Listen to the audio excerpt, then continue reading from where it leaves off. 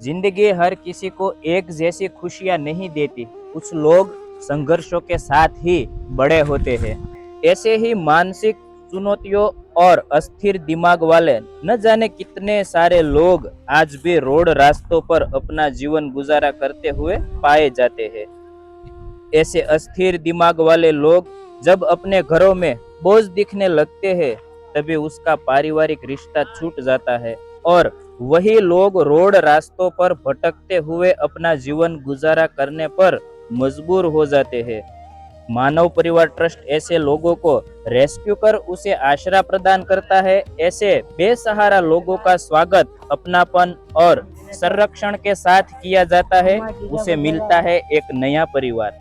ये मानव परिवार ट्रस्ट ऐसे ही मानसिक रूप से बीमार भाइयों और बहनों का आश्रय है, जिसे जिंदगी ने कहीं भटका दिया था।